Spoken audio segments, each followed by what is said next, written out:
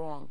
And the thing we need to do is to focus on the behavior and know what it is we are supposed to be doing to protect ourselves. Right. And that's what people are not focusing on. Let's go to the source here. Here's a man who used to be on the down low. When did you start experimenting with sex? When I was 13. Men and women? Men and women. But I was sexually assaulted at 13 by a male next door neighbor.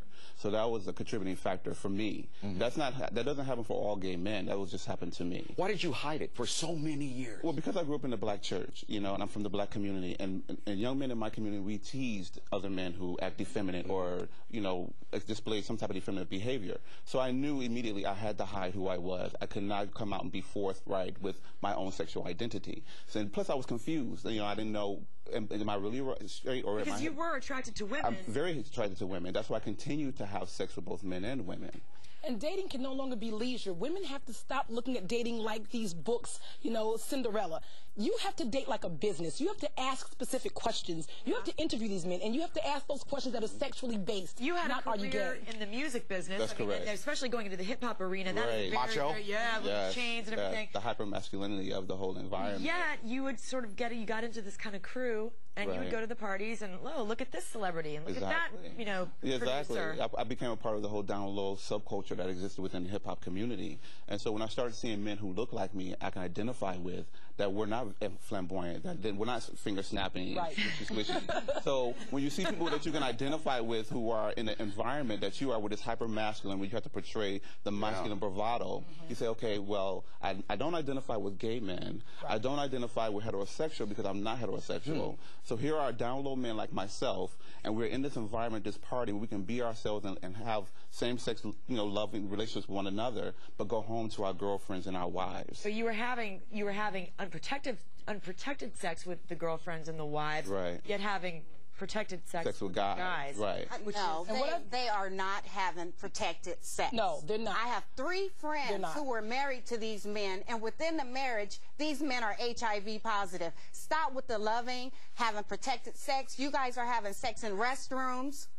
You're out there in public restrooms, in parks, in the mall bathrooms, rest areas, and then you're coming home to your loving wife. What I found in my trying to make the promiscuous sexual behavior be the responsibility of the man. I think the responsibility should be both on the man and the woman. If you're having sex with a man, I should use a condom in my marriage? All time. Yes, always use a condom. In my marriage? Listen, and this, I always tell women now currently, you should be constantly using a condom. And betray innocent, unsuspecting what I found in my research, I interviewed hundreds of men, and every single man said that they don't use condoms with man-man sex because it will make them think, now I'm gay. To put the condom on is now a head game. Is that how you feel, Terry? So they don't use condoms. Maybe for you. Right, that's a misconception. But most of the men don't use condoms. Right, exactly. But regardless of who you're having sex with, you should always use a condom. Bottom line. And the bottom line. But the evidence shows that men who have sex with men in the black community have unprotected, penetrative sex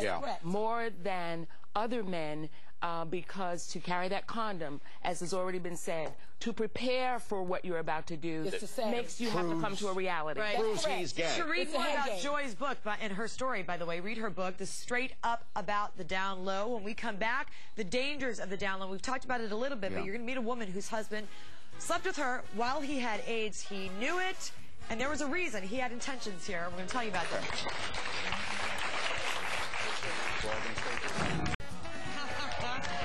Thank you.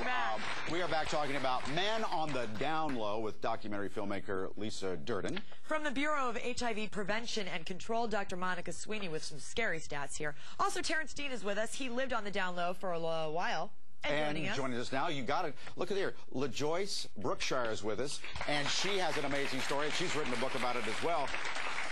Let's set it up a little bit. When did you meet your guy? 1990. I was a speech teacher at a broadcasting school, and he was a student. And I met him on the night that he had to come and take his final because he had been in the hospital and had missed his final. He was hot for teacher. And you teacher was hot for him. Exactly. How old were you? I was 28. And so you guys hooked up? Hooked up, very ready to be married. I was always the bridesmaid, never the bride.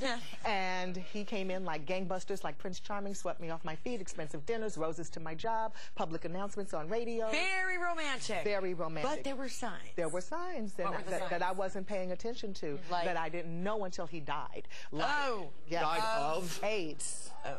Yes. like disappearing acts with a couple of friends who used to always come to town. I mean, literally not showing up to work, not coming home. He was definitely a virulent homophobe, could not stand my friends who were homosexuals, and overcompensating, very typical, overcompensating. Dr. Jekyll and Mr. Hyde behavior, verbally abusive, and was also like considered a metrosexual, you know, like to get massages, nails done, and things like that. But there's nothing wrong with that. There's nothing wrong with that if you need that for your job, but when you're a blue-collar worker, you work in the car industry, Yeah. Well, did you use protection? No. Well, it's your husband. No. That's right, it's my husband. Are you infected? I am not. I'm victorious, HIV negative. Hallelujah. Lisa, 7 years you were with the down low guy. Have you tested yet? 7 years I was with this guy on show called Chicago, and I don't know where he is now. I'm sure he's still having sex with men. Don't know if he has HIV. Don't know what's happening. Did you get tested? Never got tested. Why I was not, afraid. Lisa? Very afraid. Dr. Haven't gotten tested. You know, this is one of the reasons that deaths in the black community are 7 times higher, 3 miles from Chelsea to Harlem. It's one reason that people's outcomes are worse is the fear of getting tested and getting into treatment. It's a real fear. And you need to get into testing. Like in 20 getting minutes tested, now, the way getting tested is very personal. People say get tested is very personal, and I'm not dying is very personal. Correct. That's correct. But understand something. Are you ready for the answer to be yes or no? So that's something I'm personally working on emotionally. We only have a minute left, and so we're kind of beating up on Terrence here. But black men are so ostracized. I kind of understand why they would stay on the down low, but it's dangerous, isn't it? I do not understand why you will not stand in your truth, no matter what it is.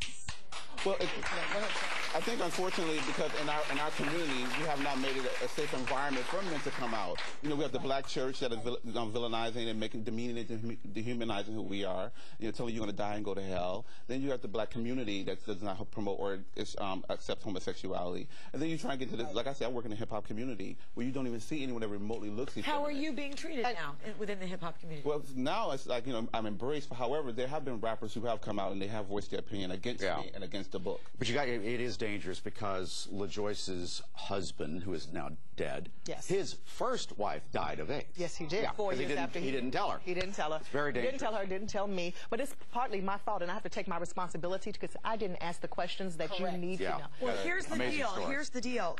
We will give you some tips on what to look for, just to be concerned about some of the red flags that LaJoyce unfortunately saw but didn't heed. And many of you, you might need to pay attention to this kind of stuff. So for more information on LaJoyce's story, pick up her book, Faith Under Fire, and Lisa will have some tips for you on our website. So make sure you check in with that later on this afternoon. Coming up next, Suzanne Summers. Great tips to stay healthy. She's got good ones. And why she has sex 3 times a day. Well, look at her. She's not doing it now.